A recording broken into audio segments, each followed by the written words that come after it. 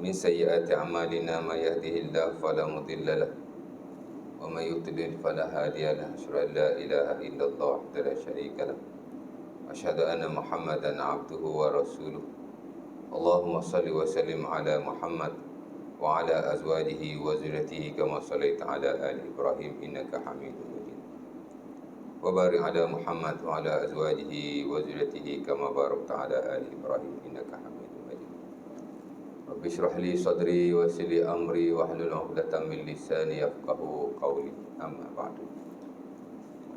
Alamak, kita salah buku. Bawa fi ibadah pula. Tak apalah.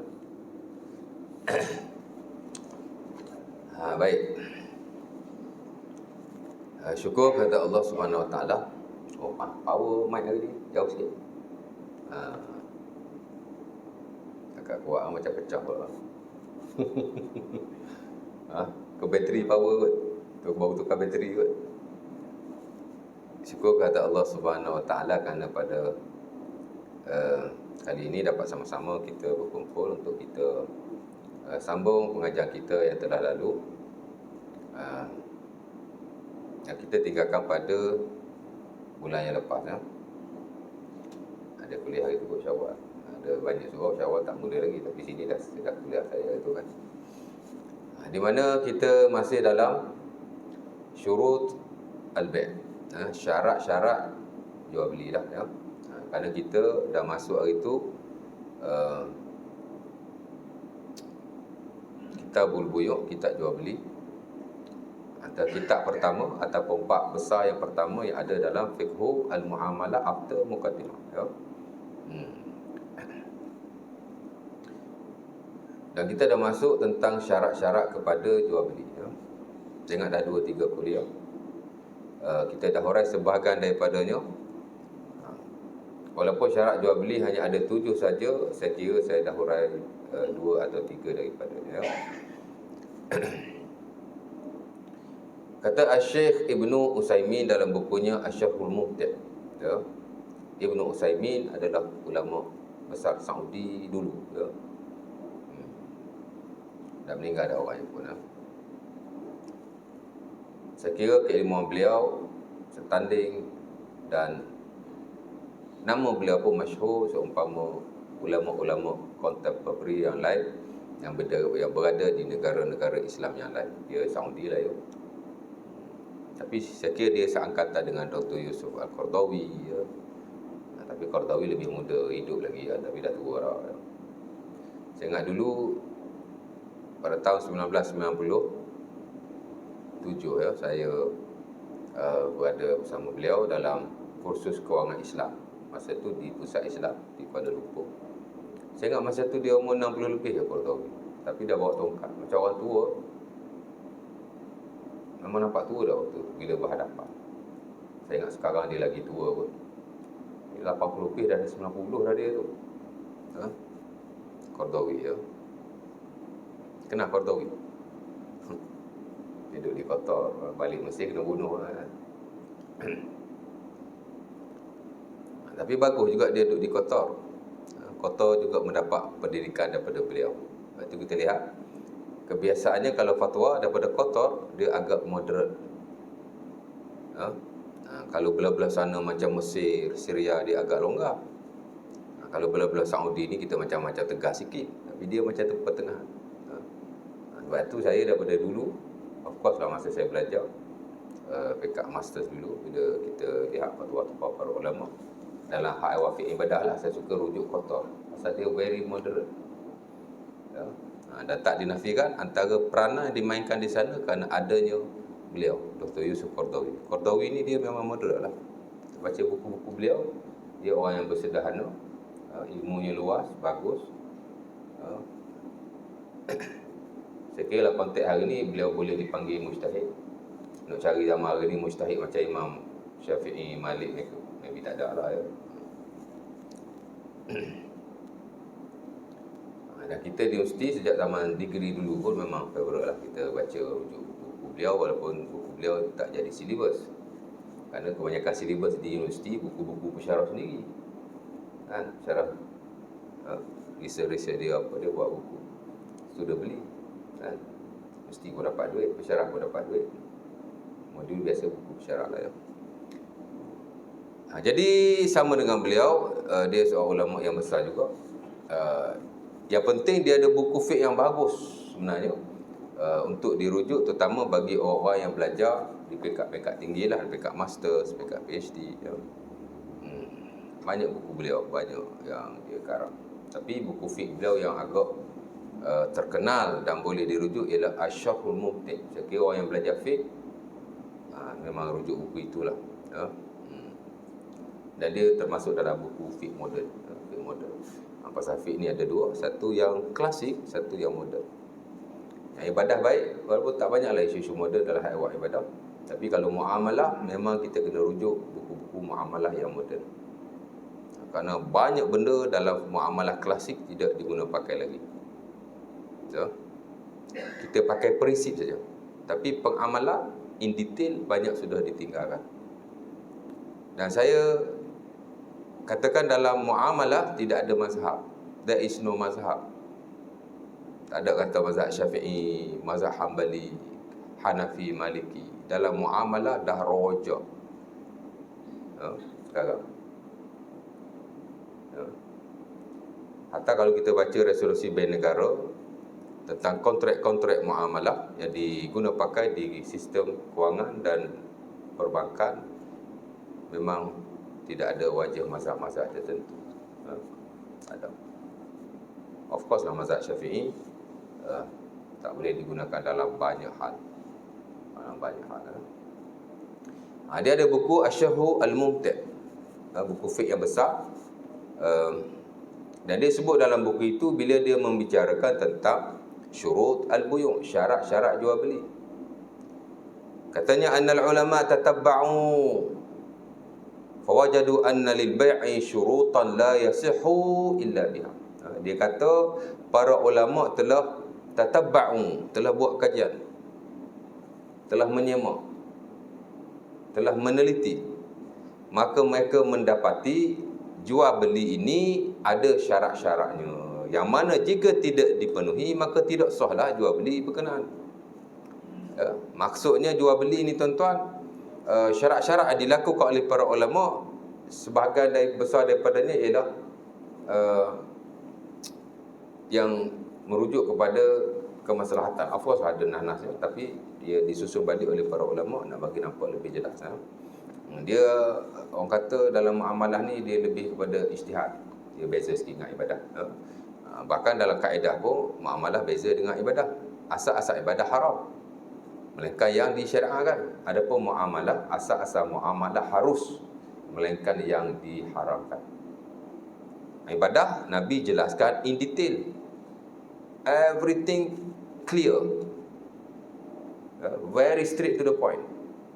Tapi muamalah adalah in detail tu, tapi sebahagian besar daripadanya hanya melibatkan prinsip. Sebab muamalah ni dia berkembang dengan berkembangnya manusia. Kita tengok dalam konteks jual beli sendiri, sebahagian jual beli dulu sudah tidak dipraktikkan lagi. Dan bi'un muqayyadah umpama, jual beli barter system, barang dengan barang. Mana ada orang buat hari ni? Mungkin lah, tapi tak banyak lah ya. Tapi dulu dia satu jual beli yang amat digunakan. Dan mungkin adalah sebahagian yang lain. Jadi dia kata ulama buat penelitian daripada hadis-hadis Nabi yang ada, daripada pengamalan yang dilakukan pada zaman dulu. Of course lah pada zaman hari ini, maka kita dapati, yakni para ulama mendapati ada 7 syarat katanya. Dan saya kira dalam buku-buku fiqh yang lain ada tulis 5, ada tulis 9, kan? Bilangan tidak penting, isi dia sama saja. Macam kita kata semayang lah, kan? Kalau nak lihat buku-buku fiqh ibadah yang ada, hatta lah konteks mazhab Syafi'i, ada ulama kata rukuk semayang 13. Dan itu yang banyak diajar di tempat kita, di peringkat rendah, di peringkat menengah, atau maybe di universiti, 13 lah. Tak? Sedangkan sebahagian besar ulama yang lain kata rukuk semayang ada 17. Hatta ada yang kata 19. Perbezaan bilangan dia tidak memudaratkan. Bila kita lihat kepada konteks, sama saja. Hak kata 13 tu, dia mensekalikan antara sebahagian rukun yang ada tamak-ninah dengan tamak-ninah itu sendiri. Kan? Rukuk dan tamak-ninah. I'tidal dan tamak-ninah. Sujud dan tamak-ninah. Dia sekalikan. Duduk antara dua sujud dan tamak-ninah. Dia mensekalikan. Sikit lah jadi 13. Yang kata sampai 17 tu atau 19 tu, dia mengasing-asingkan. Rukuk, rukun yang ke-5 atau ke-6. Tamak-ninah dalam rukuk, rukun yang ke-7. I'tidal, rukun yang ke-8. Tamak-ninah dalam i'tidal, rukun yang ke-9. Dia pecahkan begitu. Ya?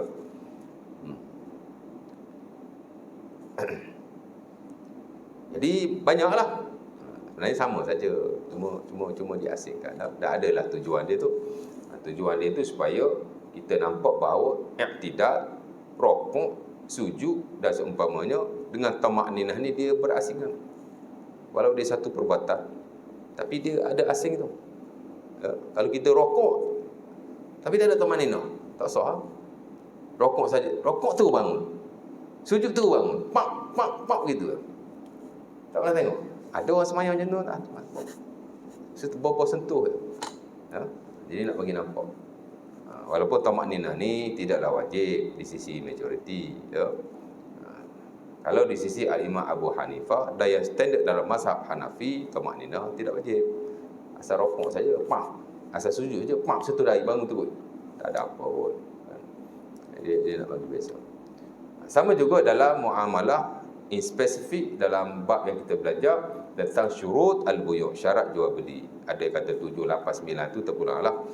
Tapi yang banyak digunakan pakai ialah 7 lah yang saya tengok. Dan of course lah dalam fiqh kontemporer, fiqh semasa ni, kebiasaannya dia tulis buku jual beli ialah 7 ya.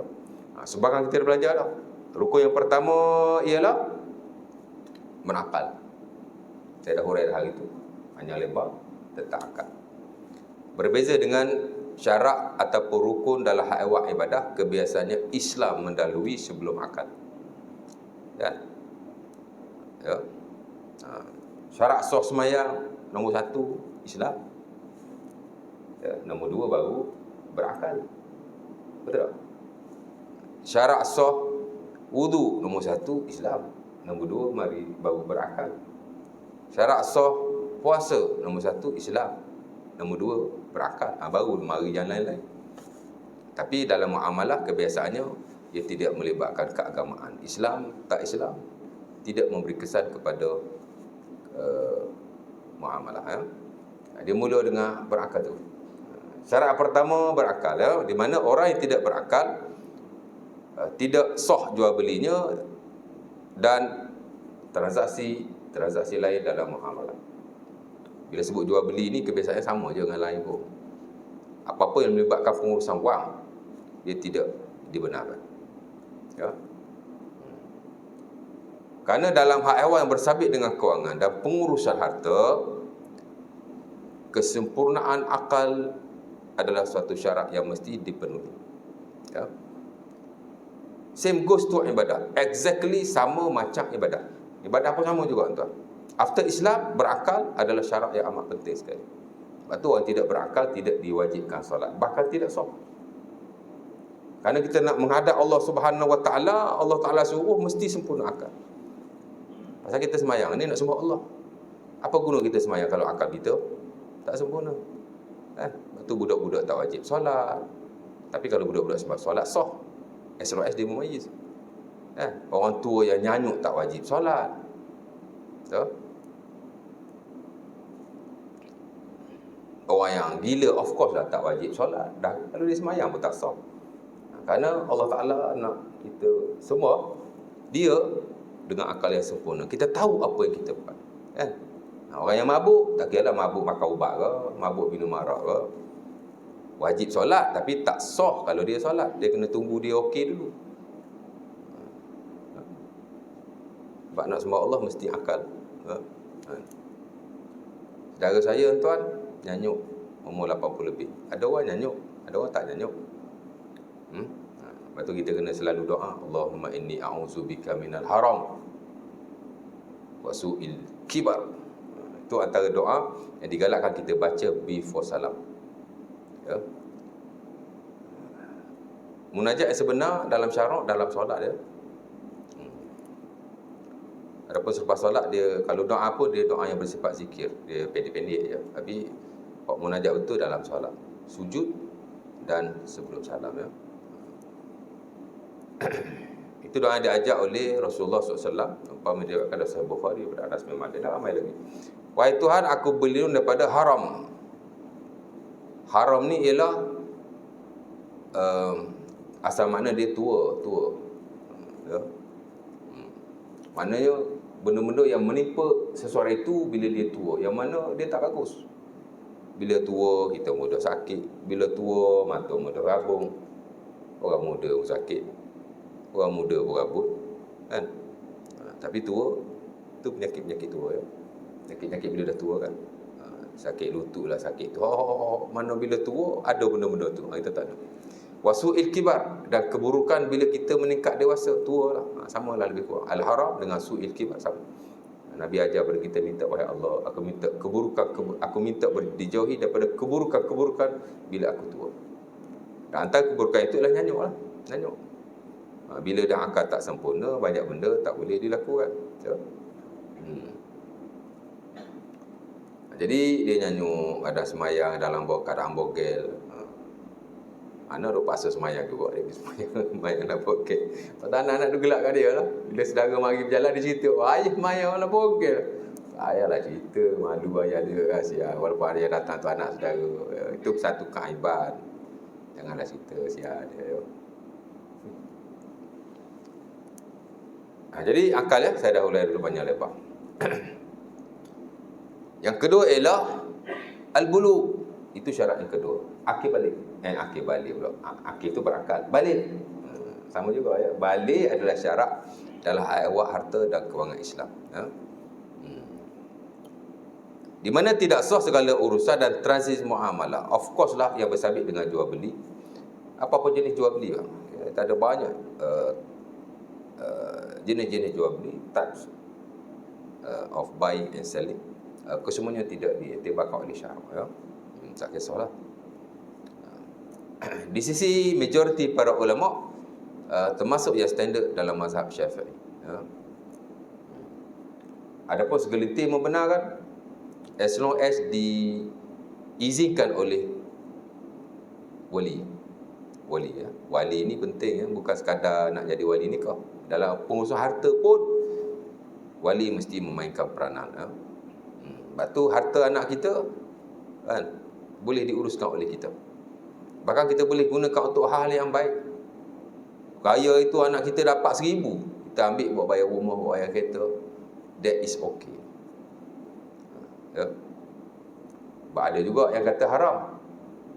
Ni zaman-zaman raya ni, hati-hati, ya. Anak-anak kita dapat duit raya, haram kita gunakan.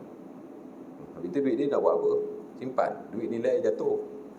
Gunalah untuk yang baik. Jangan ambil duit anak kita buat tikam nombor ekor, buat beli-beli merepek.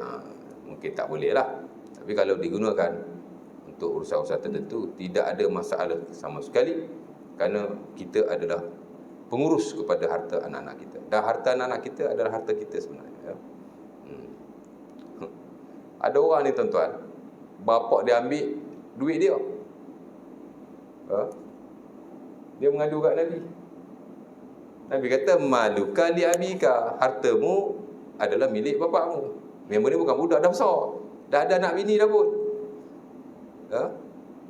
Umpama diriwayatkan dalam Sunan Abi Dawud daripada Aisyah radhiyallahu taala anha. Nanti kita akan jumpa juga ujung-ujung ni, ya. Ya Rasulullah, inna abi istahamali. Wahai Nabi, bapa aku ambil duit harta aku. Mal, harta lah. Tak tahulah duit berapa, tak tahu, tak dinyatakan dalam hadis itu. Maka Nabi berkata kepadanya, maluka li abika, ya. Your properties, your belongings, your wealth belong to your father.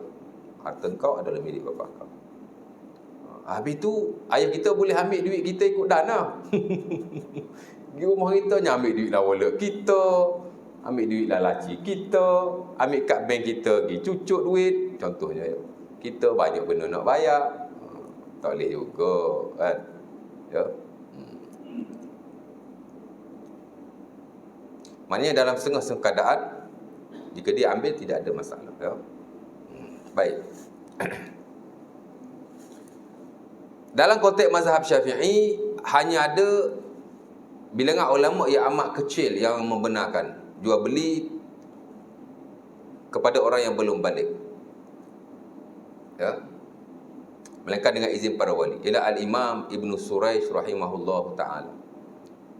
99.99% dalam mazhab Syafi'i, saya tak hitung, saya tak buat research buat ni. Saya sebut je 99.99% nak mengatakan bahawa hampir keseluruhan ulama mengatakan tidak boleh dilakukan transaksi muamalah apa jual beli melainkan orang yang balik. Melainkan hanya teramat sedikit ulama yang membenarkannya. Ya. Al-Imam Ibn Suraish kata boleh. Ya. Asalkan dengan izin para wali. Dia cenderung kepada mazhab Abu Hanifah yang membenarkan. Dan ada lagi sebilangan kecil para ulama dalam mazhab Syafi'i membenarkan walaupun tanpa izin para wali, seumpama yang terdapat dalam mazhab Maliki. Sebab dia kata soal duit ni, as long as budak ni tahu apa dia buat, dia boleh uruskan. Okey je pasal budak-budak, bukannya tak erti belaka kan. As long as dia sudah memahir 4-5 tahun pun dia boleh. Dan sebagai ulama hanya membenarkan dalam hal yang kecil-kecil sahaja. Mazhab Malik dia very open dalam isu ni, benda besar pun boleh. Budak kecil nak beli kereta pun boleh, nak beli tanah pun boleh. Tapi sekiranya yang paling pertengahan, hatta yang banyak difatwakan, termasuk fatwa kotor, saya lihat, paling moderate lah ialah kanak-kanak boleh melakukan transaksi muamalah, especially jual beli, dalam hal yang melibatkan amount yang sedikit. Nak beli makanan, nak beli minuman, nak beli. Jadi tuan-tuan pergi, anak-anak tuan-tuan bagi duit pergi beli sekolah, tidak ada masalah. Ya. Tapi segelintir lah, ya. Tak ramai lah yang berpandangan begitu. Dan pada zaman itu, fatwa ini adalah fatwa yang paling leket sekali. Tapi hari ini dia adalah fatwa yang top dan yang paling realistik dan praktikal untuk diamalkan. Ya. Betul tak? Lepas tu muamalah ni dia very open. Tak payah, apa nama, biarlah bulu. Saya dah urai dah dulu ni. Ini tambahan saja. Add on saja. Syurut bulu, 2 syarat ya. Yang ketiga ialah ar-rushd. Ar-rushd ni ialah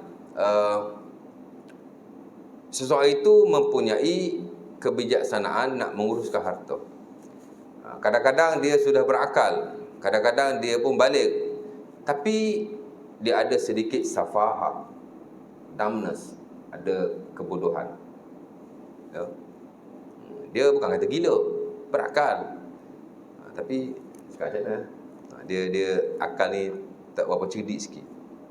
Ya. Ada bodoh-bodoh sikit, contoh macam tu lah ya. Itu dipanggil orang yang tidak rasyid. Juga dilarang oleh majoriti para ulama. Mereka mensyaratkan ar-rushd, kebijaksanaan, tahu menguruskan wang, supaya harta tidak dibazirkan. Dan memang Islam melarang harta dibazirkan. Ya. Kalau tak silap dulu saya pernah sebut kan, kalau kita jumpa makanan di pertengahan jalan, ambil makan, tak berdosa sama sekali. Malah sebagai ulama mewajibkan, walaupun majoriti hanya menggalakkan sahaja. Ya. Kerana Rasulullah SAW bila dia berjumpa buah tamar atas lantai ataupun atas tanah, bagaimana berkata, laula anni khasyitu annaha minas sadaqah la amartu. Ya. Nabi kata, laula anni khasyitu annaha minas sadaqah la akaltuha. Sahih Bukhari daripada Anas bin Malik. Nabi kata, kalaulah aku tidak takut tamar ini daripada harta zakat, nescaya aku akan memakan. Ya? Kerana Nabi dan zuriat-zuriatnya, kalau betul zuriat dia lah. Hari ni ada orang klaim dia zuriat Nabi, tapi kerana tak ada bukti kan. Tapi kalau betul dia daripada zuriat Rasulullah SAW, maka dia dilarang mengambil daripada harta zakat. Tak boleh lah ya. Itulah keluarga daripada Bani Hashim dan Bani Al-Muttalib. Ya. Dia 2 bani tu. Ya. anak cucu Abdul Manaf. Imam Syafi'i kita daripada susu galuh Abdul Manaf lah. Abdul Manaf ni tok yang Rasulullah. Dia ada 4 orang anak. Ya, yang diambil kira dalam syarak hanya 2 saja. Itulah Banu Hashim dan Banu Al-Muttalib. 2 ni tak boleh. Adapun 2 orang lagi daripada keturunan yang sama, anak Abdul Manaf, tapi dia tidak diambil kira. Adalah sejarah dia tu. Lepas tu masa peperangan Hunain, Nabi SAW memberikan harta kepada Banu Hashim dan Banu Al-Muttalib daripada Al-Ghanaim, harta rampasan perang. Tiba-tiba ada sahabat daripada susu galuh anak Abdul Manaf yang 2 tadi mari mengadu kat Nabi. Wahai Rasulullah, pasal apa kau bagi kat Abdul Muttalib? Pasal apa kau bagi kat geng-geng ataupun keturunan Muttalib, keturunan Hashim? Aku ni keluargamu juga. Kita daripada datuk yang sama, Abdul Manaf. Pasal apa aku tak dapat? Nabi berkata, Bani Hashim wa Bani Al-Muttalib syai'un wahid. Bani Hashim dan Bani Muttalib adalah daripada satu syai'un wahid, mana hanya satu. Hak 2 tu tak diambil kira ya. Baik. Jadi kalau tuan-tuan nampak makanan, tuan-tuan boleh ambil ya. Nampak gula-gula ke? Tapi gula-gula makanan tak elok pula ya. Dia benar kan? Ya. Isteri Nabi Ummu Salamah jumpa buah tamar atas lantai, ambil makan, tak tahu siapa punya pun. Relate kepada yang tadi, kerana Islam melarang membazirkan harta. La tubazziru innal mubazzirina kanu, imam kita ada tu sama je, kanu ikhwan min ikhwan syaitan. La tubazziru wa la tubazziru innal mubazzirina kanu min ke tak ada min? Tak ada. Kanu ikhwan syaitan. Anda tak ingat. Jangan kamu membazir, kerana membazir itu adalah daripada amalan syaitan. Ya. Innallaha karihalakum salasan qil wa qal wa kathratus su'al wa idha'atul mal. Allah Ta'ala tidak suka 3 perkara. Ya. Dalam hadis Bukhari ataupun Muslim daripada Mughirah bin Syu'bah. Ya. Allah Ta'ala tak suka 3 perkara. Pertama, qil wa qal. Ya. Saying this and those. Cakap itu, cakap ini, sedangkan benda itu tidak tahu, tidak pasti. Ya. Rumors, khabar angin, termasuk dalam qil wa qal. Dunia hari ni banyak rumors je, khabar angin je.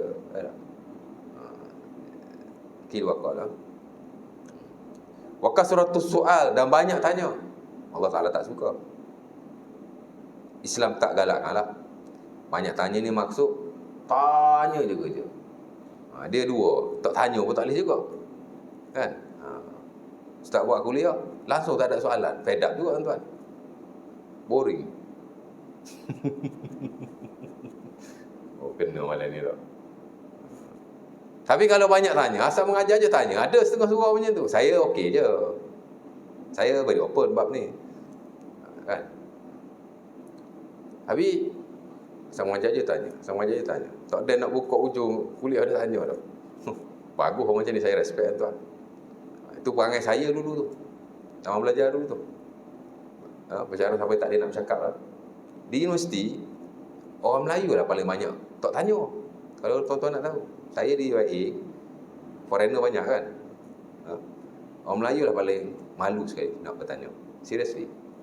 Ya. Dan paling malu nak duduk di hadapan.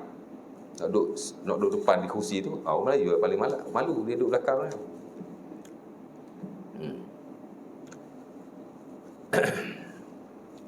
Jadi yang sederhana bagus. Ya. Yang sederhana bagus ya. Ibn Abbas radhiyallahu taala anhu, walaupun dia ni Nabi doa Allahumma faqihhu fid-din wa 'allimhu ta'wil ya. Sahih Bukhari, wahai Allah, jadikan dia orang yang faqih dan mengetahui akan maksud-maksud Al-Quran. Walaupun bagaimanapun dia alim kerana dia berusaha. Ya.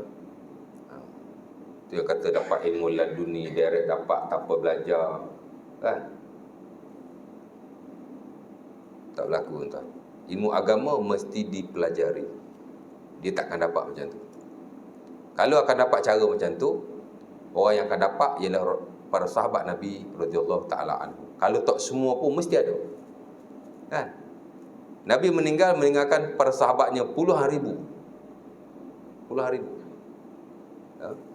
Tapi tidak ada seorang pun yang dapat ilmu dengan cara berkenaan. Tak ada. Maybe benda-benda lain ikut ilham apa saya tidak tahu. Tapi kalau ilmu agama, dia mesti menerusi proses pembelajaran. Mesti. Ya. Itu kalau ada kata hadis boleh disahihkan dengan ilham atau kasyaf, that is nonsense. Ya. Dan biasa datang daripada ajaran tasawuf lah banyak bawa benda ni. Ya. Ini tidak ada. Ha? Dia mesti melalui proses ilmu. Baik. Saya nak cakap poin apa tadi dari situ. Membazir tadi kan? Maka bolehlah makan, tak ada apa masalah ya, makan. Dengan syarat amount yang kecil-kecil ya. Hatta kalau besar pun, jika ia kalau kita tak ambil, ia boleh memudaratkan, maka dibenarkan. Dibenarkan. Ya. Dulu di Padang Pasir ada sahabat Nabi SAW tanya Nabi, kalau kami berjalan di Padang Pasir, kami jumpa kambing. Mana ya? Padang Pasir mana ada orang? Kan? Tak ada tuan lah. Tuan dia ada, tapi ikut terlepas ke apa kan? Ya.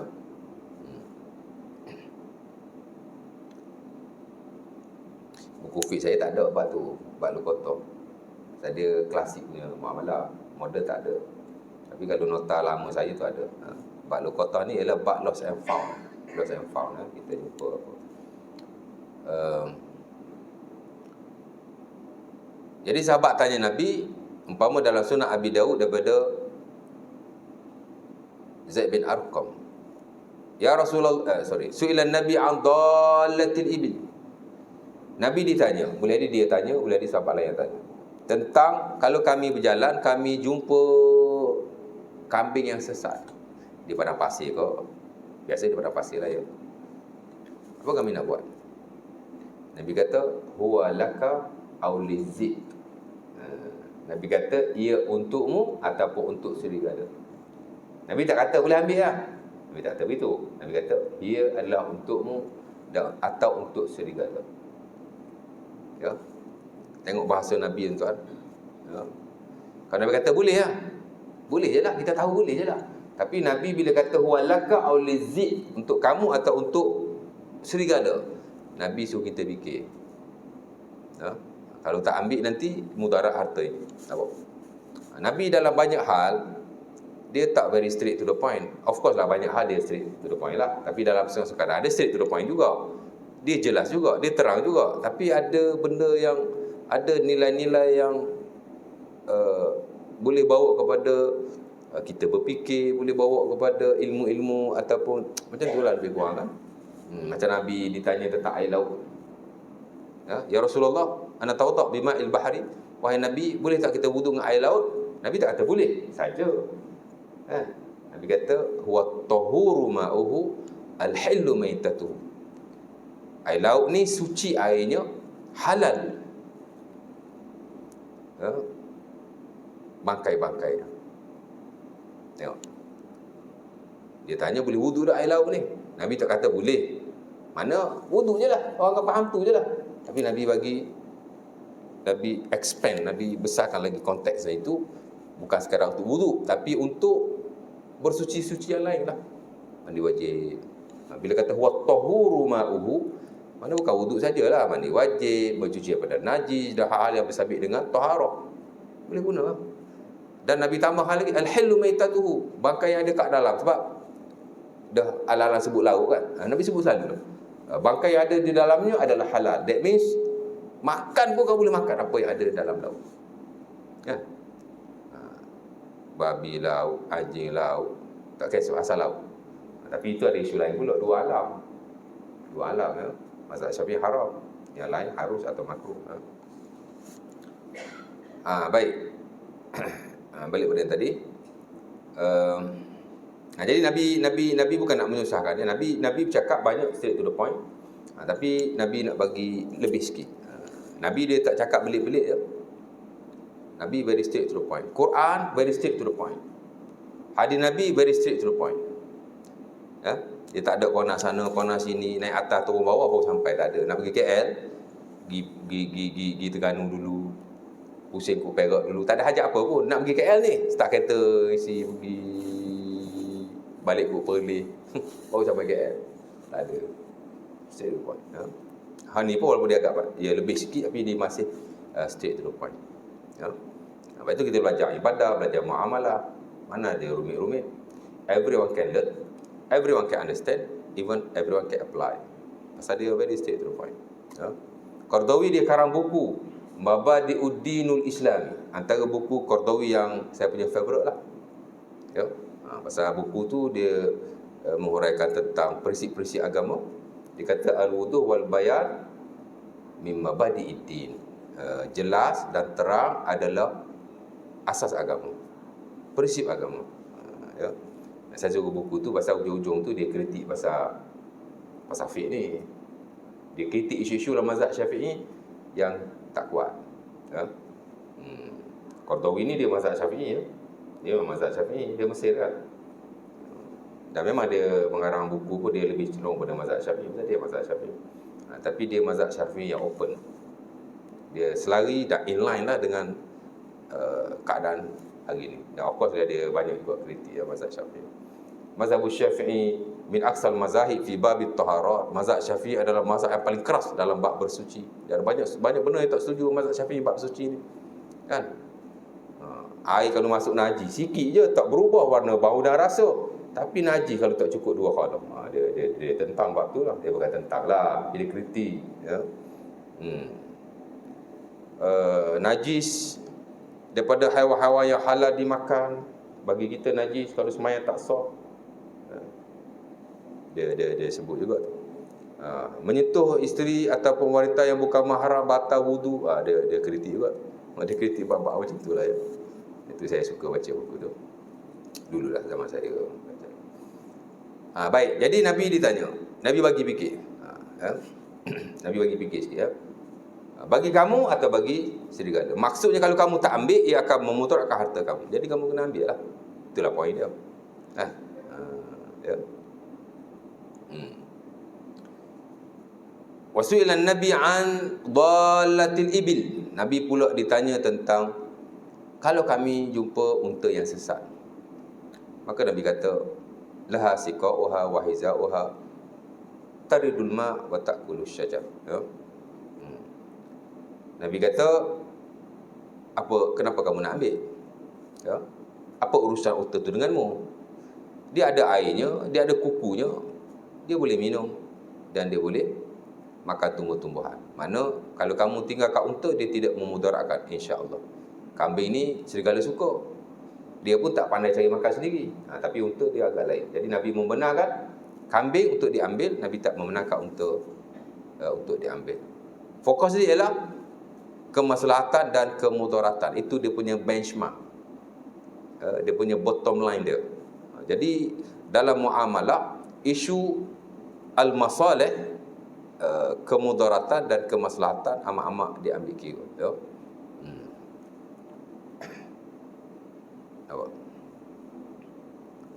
Baik. Jadi samalah kenapa Islam tak membenarkan orang yang tidak rasyid, takut-takut menjejaskan pengurusan kewangan ataupun harta itu sendiri. Jadi dia majoriti ulama masuklah rasyid. Itu rupa yang ketiga. Boleh ingat ya? Apa tadi? Berakal, balik, rasyid. 3. Malam ni kita masuk yang keempat. Isor baru masuk. Isor dah. Isor dah. Seminit lagi. Dan. Itulah ayyakuna maluhu mutaqawwiman. Hendaklah harta yang ditransaksikan itu adalah harta yang mutaqawwim. Ya. Apa itu harta mutaqawwim? Tahu je harta mutaqawwim? Tak tahu. Dulu masa kita bincang jenis-jenis harta tu sudah hurai dah. Harta ni ada 2, satu mutaqawwim, satu tidak mutaqawwim. Harta mutaqawwim ialah harta-harta yang ada munafaat. Ya. Al-malu alladhi lahu naf'un, harta yang ada munafaat. Fala yasihu bai'ul mal ghair al-mutakawwim, maka tidak sah jual beli harta yang tidak ada munafaat. Ya. Mutakawwim ni masuk nombor satu, mesti harta tu ada munafaat. Ya. Maka tidak sah jual beli harta yang tidak bermunafaat. Ya. Kaba'il hasyarat, seperti jual beli al-hasyarat, haiwan-haiwan yang melata. Jual beli semut, jual beli kerengga, itu hasyarat itu. Ada ke orang jual beli benda tu? Saya pun tidak tahu. Lah konteks hari ni jual beli perkebunan tidak bermanfaat. Susah juga, saya pun tak pasti. Tak kisahlah, kalau ada yang benda tidak bermanfaat, maka tidak sah jual beli. Ya. Yang kedua, ayyakuna naf'uhu halal. Ni lebih penting sebenarnya. Hendaklah munafaatnya itu halal, dan tidak boleh munafaatnya itu adalah munafaat yang haram. Kerana harta ni tuan-tuan, of course lah ada yang bermunafaat dan ada yang tidak bermunafaat. Yang bermunafaat tu ada yang munafaat dia halal, ada yang munafaat dia haram. Ya. Maka yang munafaat haram tidak sah. Ya. Contoh yang para fuqaha bagi, yang klasik baik, yang sekarang baik, kabai'il khamri, seperti jual beli arak.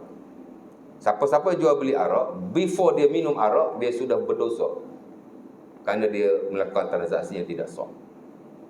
Ya. Tak sah jual beli arak ni. Pasal arak ni harta yang ada munafaat, tapi munafaatnya haram. Ustaz, harta arak ni ada munafaat ke? Ada, siapa kata tak ada? Harta ni, arak ni menyumbang pada ekonomi tau. Betul tak? Dan of course lah Allah Subhanahu Wa Taala sebut dalam Quran, yasalunaka 'anil khamri qul huwa azam fa'tazilun, itu ayat haid.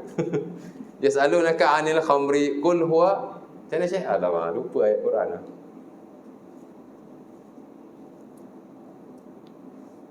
Anak hari ni tak ada ulang kaji. Balik tadi pukul 4.30, mandi-mandi sembahyang asar dengan anak, terus tidur. Anak suka tidur lepas asar. Tu orang kata tidur lepas asar ni boleh bawa gila. Anak marah sungguh. Anak dah 15 tahun dah tidur lepas asar, sampai hari ni tak gila-gila pun. Ada cakap kan, jangan tidur lepas asar, makruh. Okeylah, makruh tu memang ada ulama yang kata makruh, ya. Boleh menyebabkan gila. Hadis tak ada, scientifically tak dapat dibuktikan, maka tak betul lah. Personally saya amal dah berbelah tahun, saya suka tidur lepas asar. Alhamdulillah sampai hari ni tak gila-gila. Ya. Nak sikit nak habis tu. Mana tadi? Lupa. Allah Ta'ala sebut yas'alunaka 'anil khamri dalam surah Al-Baqarah ayat 219, ya. Arak ni banyak bincang dalam fiqh, tuan. Dalam bab taharah bincang arak banyak. Dalam bab muamalah sekarang kita ada sebut arak, banyak tempat lagi kita akan sebut arak. Lepas ni jual beli yang diharamkan ada 19, ya. Salah satu ialah bai'ul khamru, kerana jual beli arak ni bukan hanya kerana dia harta yang tidak mutakawwim, tapi kerana dia adalah dilarang oleh Allah Subhanahu Wa Taala jelas dalam Quran. Ia dilarang oleh Allah, oleh Rasulullah SAW jelas dalam hadis, jangan jual beli arak. Arak ni kalau tak sebut pun, kalau Nabi tak larang jangan jual beli arak, memang dia haram pun, kerana dia adalah harta yang mutakawwim. Awal-awal lagi dah fail dah, tak boleh beli. Tapi dengan sebab ia dinaskan oleh Rasulullah SAW, tak dibenarkan, maka lebih-lebih lagi, ya. Arak ada kebaikan, ada manfaat. Surah Al-Baqarah ayat 219, yas'alunaka 'anil khamri, mereka bertanya kamu tentang arak, qul huwa, jangan saya lupa, yas'alunaka 'anil khamri wal maisir qul fihima ismun kabir wa manafi'u lin-nas wa ithmuhuma akbaru min naf'ihima. Inilah saya nak tutup insya-Allah. Mereka bertanya kamu tentang arak, katakan pada kedua mereka bertanya kamu tentang arak dan judi, katakan pada keduanya ada dosa ada keburukan dan ada munafaatnya. Allah Taala kata ada munafaat tu. Qul fihima ismun wa manafi'u linnas. Ada keburukan dan ada munafaat untuk manusia. Bukan satu munafaat tau. Munafaat. Banyak munafaat. Mana ada dah munafaat dia, bukan satu, lebih lah. Kan? Arak minum sedap. Saya tak pernah cuba. Orang cakap kan. Tak ada cakap orang minum arak. Ustaz main cakap je ustaz ni. Kau dia pakai juga ustaz ni. Sedap rasanya, rasa. Mungkin lah. Maybe.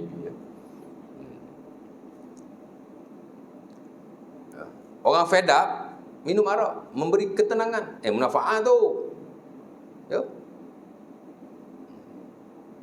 Apa lagi? Arak boleh dijadikan bahan bakar. Tapi jangan gantikan petrol kereta pula. Kan? Tuan-tuan nak bakar unggun api, tuan-tuan arak, cucuk, nyala. Boom. Jadi api. Gitu. Manfaat tu. Arak boleh dijadikan bisnes, ekonomi ya. Kan? Tu banyak negara ataupun ada negara yang ada kilang arak. Kita tak ada kilang arak. Ada ke? Ekonomi tuan. Tu yang penting tu. Jadi ada manfaat yang tertentu. Sama juga dengan judi. Ada juga manfaatnya. Allah kata tu, takkan tak betul kot. Ya. Tapi dia membawa kepada keburukan, membawa kepada dosa. Jadi sama yang tadi ya. Manfaat dia ada, tapi haram, maka tidak sahlah jual beli. Jadi jelas ulama dulu pun sebut la yasihu bai'ul khamri. Tidak sah jual beli arak kerana dia tidak ada manfaat yang halal, manfaatnya haram. Ya.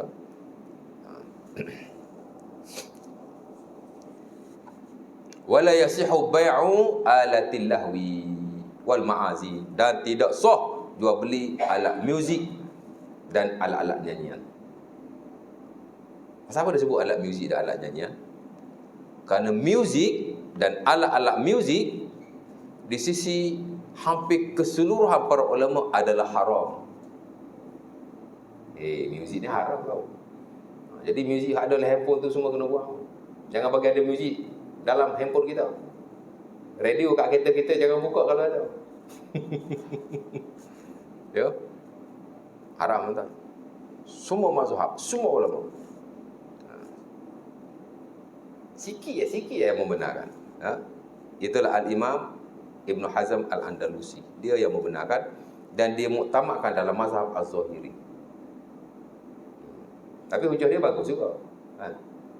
Jadi 99.9999999 semua kata haram. Nak kata banyaklah ulama yang mengharamkan 4 mazhab, 10 mazhab, 20 mazhab, haram lah kot. Kok Syiah pun haram juga kot. Syiah fiqh dia pun bagus. Tuan-tuan ingat tak bagus ke fiqh Syiah ni? Syiah ni akidah dia memang problem sikit. Ibadah pun adalah sikit sebanyak. Tapi dalam fiqh, dalam konteks moden, dia masuk dalam fiqhul muqaranah, dalam science of comparison. Ulama-ulama hari ni di Mesir baik, Saudi saya tak tahulah, tapi kalau Mesir saya lihat tokoh-tokoh hari ni banyak karang kitab fiqh. Kalau fiqh perbandingan lah ya, fiqh mazhab kan, dia akan masuk Syiah. Ya. Sama ada Syiah Isna Asyariyah, Imam 12, ataupun Syiah Az-Zaidiyah. Ya. Dia masuk. Pasal fiqh depa bagus, jangan ingat depa pakam ni depa main talam aja. Tuan-tuan kalau baca dalam internet taik apa-apa, kod bahasa Melayu ke apa, kalau keluar kadang-kadang fatwa ulama Syiah tu. Kan? Tapi orang sama je, sebagai besar lah, sebagai tak sama. Baik, jadi manfaat dia haram, maka tidak boleh ya. Baik, yang muzik tadi kan.